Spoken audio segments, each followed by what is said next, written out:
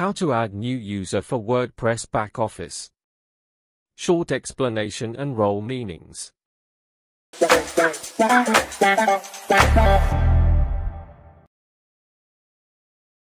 By selecting the option All Users, we can see a list of all back-office users.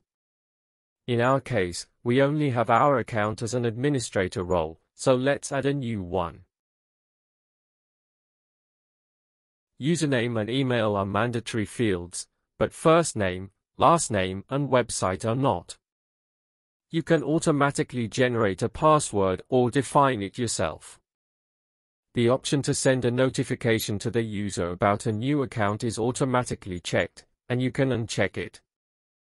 The last option is a drop-down with roles, which we will explain later. Let's create a new user.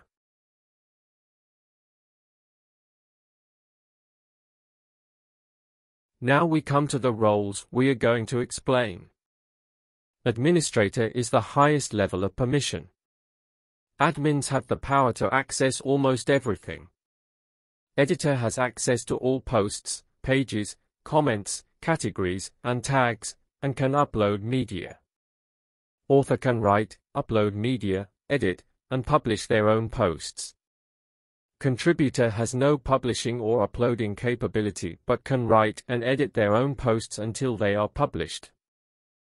Subscribers are people who subscribe to your site using an email address. We will give the editor role to the user we create. After we have created the user, he is in the list of all accounts.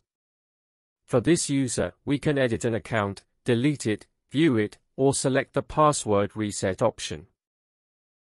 If you found the video useful, don't forget to like, share and subscribe. In the next video we will start with the creation of e-commerce.